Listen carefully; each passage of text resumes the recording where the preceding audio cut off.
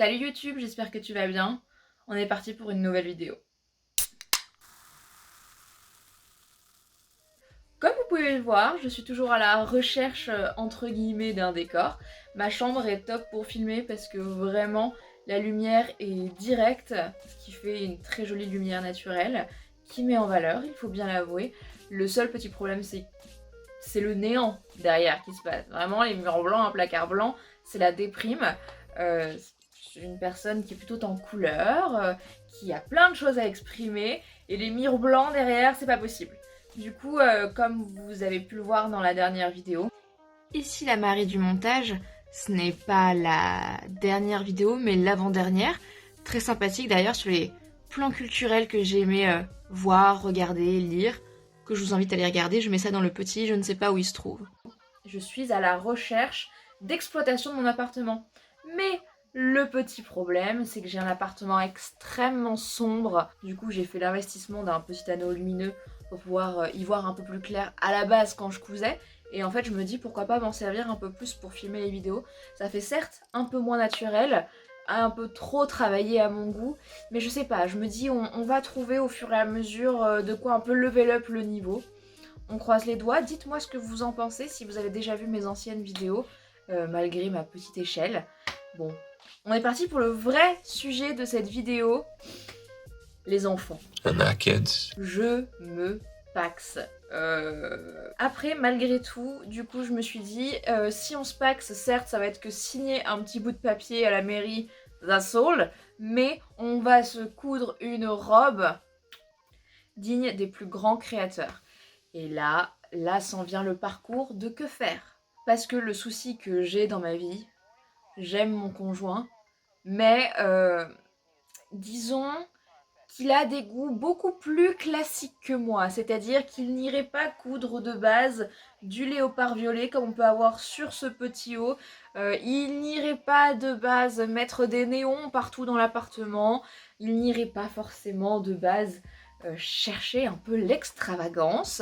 Du coup j'avais envie d'une robe qui me ressemble mais que malgré tout soit un peu plus atténuée pour lui plaire encore plus parce que ce jour-là est un peu pour nous deux. Alors on est bien d'accord que si jamais un jour on se marie, la robe de mariée sera uniquement pour moi et dans mon extravagance, mais alors pour cette robe-là, j'avais envie quand même de d'alléger un petit peu ma touche de folie parce qu'à la base moi j'étais en train de partir dans un truc où j'allais me faire un corset avec des plumes qui dépassent ou les petites chaussures avec des plumes. J'avais vraiment des idées en tête de folie. À la base on devait le faire en été. Comment vous dire que je filme à l'heure actuelle au mois de novembre. Déjà, par ma faute parce que j'ai pas pris le temps de coudre cette robe et que je voulais me coudre une robe pour aller signer ce putain de papier. Et puis de deux, on a eu un problème avec la mairie. On n'a pas pu signer à temps. Donc bon bah, ce qui fait que ma robe qui était à la base une robe fin été, début automne, sera une robe d'hiver. Donc je vais me la pimper un petit peu en hiver avec des gants, des bottes. Et puis cet été, malgré tout, pour faire la fête avec mes amis, elle sera toujours appropriée. Donc je me dis que finalement, ce n'est pas plus mal. Et là, j'ai commencé à fouiller un peu dans les patrons que je connaissais. Et en est venue la décision de coudre une robe qui, à la base, ne m'avait pas du tout tapé dans l'œil. Mais qui, au final, en y repensant, je me suis dit, la forme a du potentiel. C'est la robe Maïdila de Belen Paris. Comme d'habitude, Belen nous régale avec de magnifiques patrons.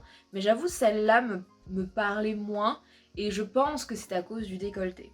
Peut-être que certains ne l'auront pas remarqué, mais j'ai une forte personnalité avec moi. Et cette robe a la particularité d'avoir un décolleté extrêmement plongeant à l'avant et à l'arrière. Ce qui pourrait... C'est pas que ça ne pourrait pas correspondre à mon type de poitrine, parce que je vais démontrer que c'est pas le cas, mais ce que mon cerveau me fait dire, c'est que ça ne correspond pas à ma morphologie, ce qui est faux en fait. Parce que moi, c'est bête à dire, mais j'ai toujours vécu dans cette injonction, forte poitrine, pas de décolleté plongeant, porte un soutien-gorge, donc pas de décolleté dans le dos, et c'est des choses que j'ai envie un peu... J'ai envie de casser ces barrières pour moi. C'est des choses que j'essaye de faire au fur et à mesure. Et j'avais envie que cette robe soit un challenge autant de couture parce que malgré tout, en fait, les bandes qui sont là pour nouer sous la poitrine, bah, doivent être un peu particulièrement bien placées pour soutenir ma propre poitrine. Donc c'était déjà de base un challenge couture et en plus un challenge psychologique de me dire ok, ça va le faire. J'ai choisi comme tissu un tissu 100% polyester. C'est un tissu satiné en plus, donc qui glisse. Le rêve. Ceci, juste ici. Magnifique, alors on ne voit pas à la caméra, mais il y a un petit jeu de texture malgré tout. On voit le fil qui fait les lisières du tissu. C'est un très joli, légèrement transparent par contre. Ça va être son petit défaut, mais avec une sous-robe, enfin une jupe dessous, ça passe. Et comme le haut est doublé, bon bah ça passe aussi, il n'y a pas de problème. C'est un tissu que j'ai acheté chez les Coupons de Saint-Pierre. Je ne retrouve plus mon petit carton avec tout ce que j'avais écrit sur lui, son coût, etc. Mais me connaissant, j'avais dû acheter ce tissu une vingtaine d'euros les 3 mètres. Et je sais que j'en ai acheté 6 mètres pour faire cette robe. Parce que c'est une robe qui de base demande beaucoup de tissu. Et en plus, je suis une grande taille. Donc malgré tout, ça demande aussi plus de tissu qu'un 34. Je regrette pas, malgré tout, d'avoir commandé en coupon plutôt qu'à la coupe, parce que si j'avais demandé à la coupe, il m'aurait fallu 4,50 m et je me suis dit autant commander 6 mètres comme ça, si jamais j'ai un problème, on est bon, parce qu'en fait c'est un petit tissu blanc satiné, là-dedans je vais me faire une petite nuisette pour le soir, un petit pyjama d'été, et ça sera très bien. Et donc avec ça, je voulais l'agrémenter, cette robe de broderie un peu indienne, j'ai envie de dire. Et là, mon choix s'est tourné vers Etsy. Et j'ai trouvé un petit revendeur qui vend des broderies incroyables. Et je lui ai commandé de mémoire 5 mètres de broderie. Donc ça m'avait coûté 30 euros, ce que je trouve cher et raisonnable à la fois. Je trouve déjà de base la qualité de la broderie magnifique. Franchement, je le recommanderais sans souci. Mais c'est surtout qu'à la base, pour l'été, je voulais mettre cette robe avec des chaussures rose fuchsia. Et un peu comme cette chemise finalement. Et cette broderie a des accents rose fuchsia. Donc je me disais que ça pouvait être pas mal assorti avec cette broderie et la robe blanche. Ça donnerait un petit coup de touch. Je glisse un petit dessin de ce que j'ai prévu que le rendu final donne. Maintenant j'ai envie de dire suspense suspense. Maintenant que le tissu est choisi, la broderie et le patron sont là, il n'y a plus qu'à se mettre à la couture. Pour commencer à coudre cette robe, tout comme le conseille le patron d'ailleurs, j'ai suivi en règle générale à la lettre ce qu'il proposait, c'est de coudre les petites pièces qui sont pas très fun, typiquement les petites lanières pour accrocher la robe dans le dos et éviter que tout s'échappe au dernier moment quand on la porte. Et puis après, c'est parti pour l'attaque de la jupe. Et là, cette jupe, elle fut très longue. Là, j'aime bien parce qu'on voit le condensé des images. Mais concrètement, c'est froncer des mètres et des mètres de tissu, les accrocher ensemble pour avoir ce fameux jupon un peu bohème, un peu hippie qui va voler.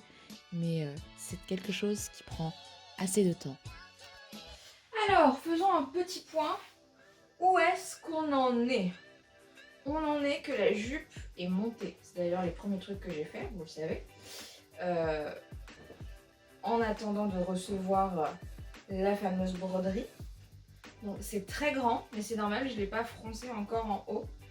C'est quand même légèrement transparent, on voit je suis habillée en noir, on voit le noir qui arrive dessous. Mais j'ai un dessous de jupe, donc ça devrait aller. Et c'est un peu compliqué de montrer. Mais pour l'instant, on dirait un espèce de jupon de dessous de robe des années 1800. Ou une robe de mariée de Mormone. Du coup, j'avoue, je sais pas trop comment me positionner. Je me dis que, comme de toute manière, c'est une robe qui va être extrêmement décolletée, ça ira. Ça cassera un peu le truc. Mais qu'au pire des cas, ben, je raccourcirai un peu les panneaux. Et je ferai une robe mi-genou. Bien sûr, on ne voit rien. Le recul est affreux. Bon, on en est là. Une fois la jupe terminée, on passe au haut. Donc là, rien de très compliqué. Il faut froncer pour avoir en fait ce bande de tissu qui soit un joli côté épaulette presque, j'ai envie de dire. J'ai vu qu'en fait dans le patron il préconisait de mettre des petites bandes pour rassembler les tissus. Au début je me suis dit que ça ferait beaucoup de volume et j'avais voulu éviter de faire ça.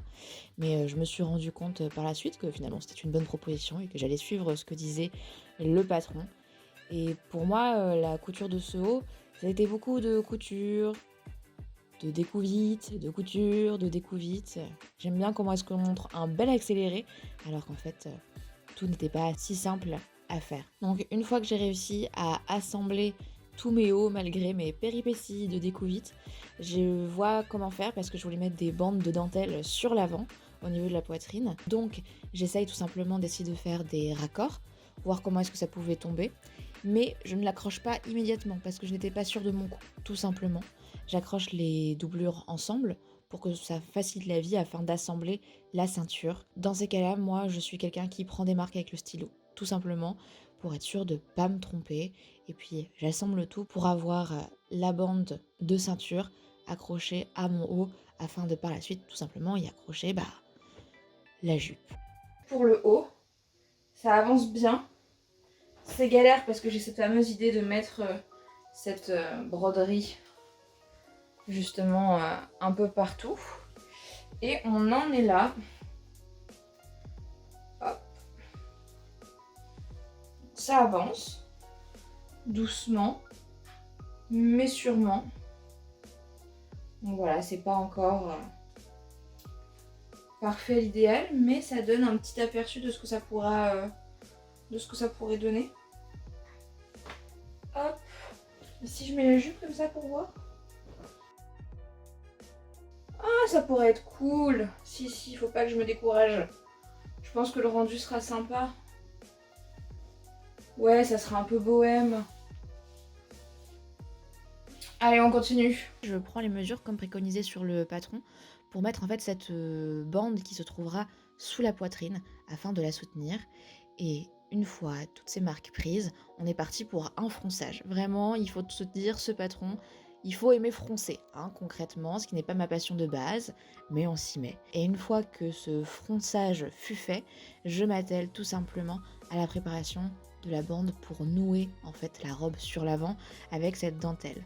Cette dentelle, vu qu'elle était plus épaisse que la bande prévue par le patron initialement, on va voir que je suis en train de repatronner une nouvelle bande. Je prends exactement les mêmes mesures en longueur, c'est juste la largeur qui va changer pour pouvoir correspondre à ma broderie. Et puis après, comme préconisé dans le patron, on assemble ensemble les bandes pour pouvoir avoir quelque chose de très beau, très régulier. Là-dessus, le patron donne de très jolies indications pour faire des choses vraiment avec de belles finitions. Même si c'était pas le cas de ma réalisation finale, mais tout est mis en place pour qu'on y arrive. Et c'est là que la galère a commencé, parce qu'il fallait mettre la bande au bon endroit pour soutenir ma poitrine. Alors on excusera les cheveux qui ont un masque qui pose, vive la vraie vie. Sinon, en fait la robe, il faut que, vis-à-vis de ma poitrine, il faut que je fasse autre chose que le nœud qui est censé être là, pour que vraiment ces deux parties-là se touchent et que je sois plus à l'aise. Le décolleté, foncièrement, qu'il soit très prolongeant comme ça ne me dérange pas, mais il faut que je fasse une petite modification du coup au niveau de ça et que je fasse... Là j'ai juste fait des points de surfilage. J'avais uniquement surfilé pour voir comment ça pouvait tomber et c'est pas tip top. Du coup on va reprendre tout ça, mais je m'en doutais que ce serait le point un peu de... le point un peu de la robe. Faire en sorte que cette partie-là tombe bien. Donc bon, on est parti pour un second round et surtout pour une petite modification pour éviter d'avoir ce nœud au milieu. Let's go! Et c'est là qu'on s'amuse à tout coudre et tout découdre. Je pense que c'est vraiment le projet, vu que je voulais qu'il me fitte parfaitement bien, où j'ai le plus cousu et décousu, et aussi où j'ai beaucoup utilisé du surfilage, tout simplement pour placer mes éléments et voir comment tout tombait. Et ça a pris un temps, mais tellement monstre. One eternity later. Une fois que j'ai réussi à enfin tout disposer comme j'en avais envie, là on passe tout simplement à l'agrémentation des petits éléments comme ces fameuses petites bandes pour accrocher les épaules ensemble afin que la robe ne partent pas en couille. Et après, la partie décorative arrive, hein. C'est là où on commence à voir un peu le projet prendre forme, où cette fameuse dentelle commence à apparaître et à se glisser sur cette robe pour voir un peu le projet final, comment est-ce qu'il peut rendre, comment est-ce qu'il peut être un peu plus décoré qu'une simple robe blanche. Et ça prend du temps de tout assembler et c'est là que je suis heureuse de 5 mètres de broderie que j'ai acheté, car il en fallait autant. Après, il faut enlever tous les fils de fronce pour que ce soit un peu quand même esthétique à l'intérieur de la robe et qu'on ait de jolies finitions. Et c'est ce moment satisfaisant où on commence à se dire que en fait la robe peut donner quelque chose de sympa et donc on est sur une bonne lancée. Après il faut continuer, hein, malgré tout, il y a des manches à rajouter. Rien de très compliqué pour le coup, hein, on les assemble ensemble, il faut juste froncer au niveau des épaules, ce qui nous permet d'avoir en fait un beau tombé et une manche bien volumineuse qui rajoute encore plus d'effet à cette robe. Je passe les passages sur jeteuse tout simplement parce qu'en fait mon trépied qui est accroché à mon bureau ne supporte pas la vibration de la surjeteuse. Après, là je vous ai coupé au montage pour garder un peu de surprise, mais rien de bien compliqué. Il suffit de poser un élastique au niveau des manches et on a terminé plus ou moins le projet.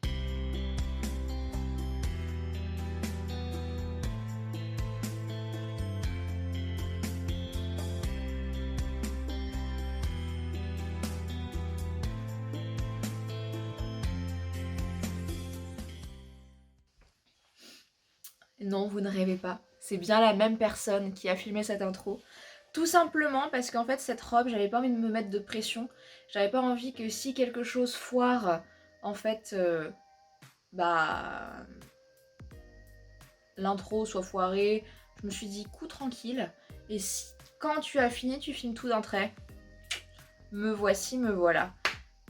Moi, je trouve que malgré tout, entre le dessin de base et ce qui est finalement attendu, on s'y retrouve pas mal.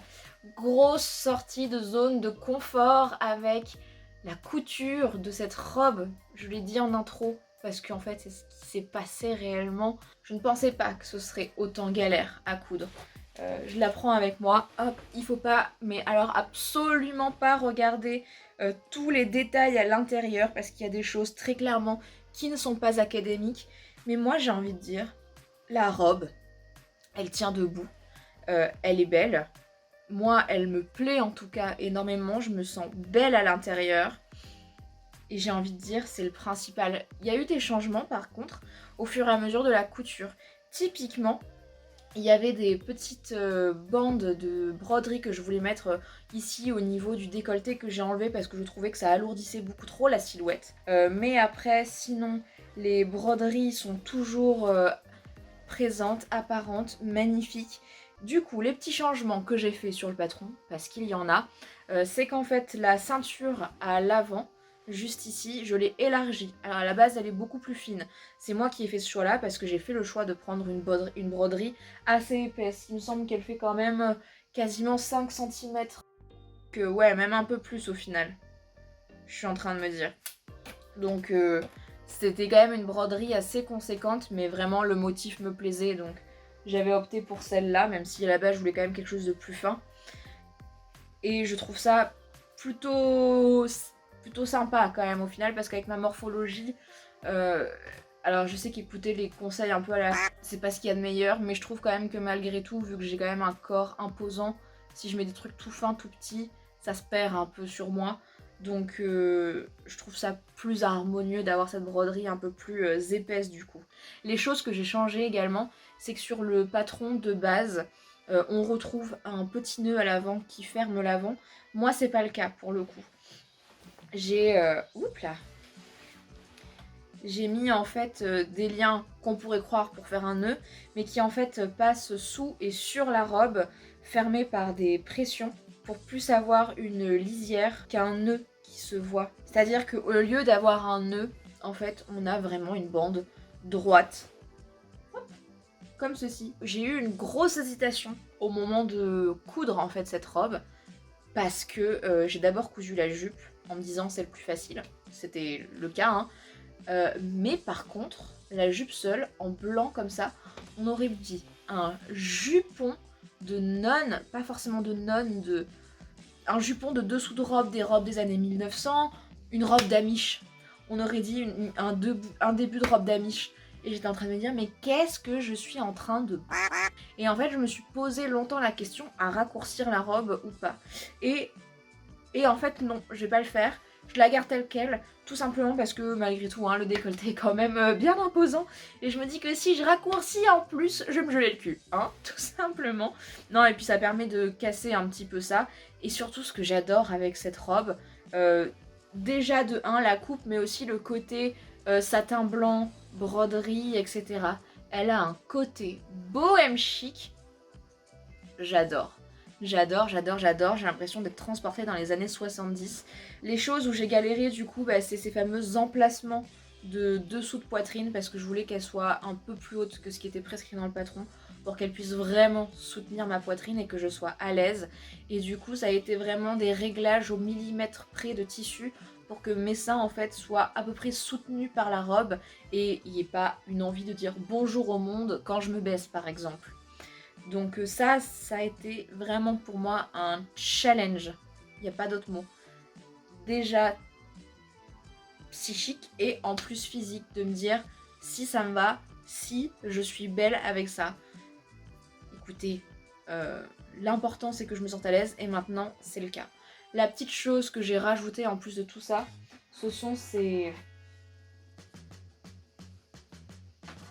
petits bracelets de manches amovibles parce que je sais pas si vous le voyez sur le dessin mais j'avais décidé de rajouter des broderies à ce niveau là mais avec un bracelet élastique comme il est prévu dans le patron c'est compliqué de faire quelque chose de esthétique et harmonieux avec en fait une broderie très épaisse et rigide comme ça. Donc en fait la meilleure solution que j'ai trouvée c'est de faire ces fameux élastiques au niveau du poignet et de rajouter par la suite comme un peu un bracelet qu'on rajouterait autour de la manche, un bracelet de dentelle que je glisse hop juste au-dessus de la robe. Pour moi c'est la meilleure technique que j'ai trouvée même si foncièrement elle n'est pas des plus professionnelles je pense. Mais ça fonctionne et puis en plus ce que je trouve bien c'est quelque chose que je pourrais rajouter typiquement sur une robe noire si je refais la même chose avec une robe noire par exemple juste un petit haut, un buste et bah je pourrais très bien utiliser ça pour décorer ma robe noire et avoir un truc un peu plus polyvalent ou qui change un peu donc je me dis allez pourquoi pas ça... Est-ce que je vais garder ça comme habitude? Je ne pense pas mais là ça s'y prête bien pour la situation. Donc est-ce que maintenant je conseillerais à des débutantes de coudre ce patron? Non, clairement pas. Est-ce que si ce patron vous plaît, j'ai envie de dire foncez. Peut-être ne choisissez pas comme moi au début un tissu très glissant comme j'ai pris. Mais à part ça, superbe découverte. Je sais pas si je m'en recoudrai une, mais je suis contente d'avoir le patron chez moi. Ça c'est sûr et certain. Bon. J'espère que cette petite réalisation vous a plu, que ce dépassement que je peux faire avec mon corps et ma personne vous plaît également et peut vous encourager à faire de même. C'est ce que j'espère du moins. Sur ce, merci d'avoir regardé ma vidéo. N'hésitez pas à vous abonner si ce n'est pas le cas ou à mettre un petit j'aime. Je vais vous dire au revoir, à une prochaine. Bye Internet.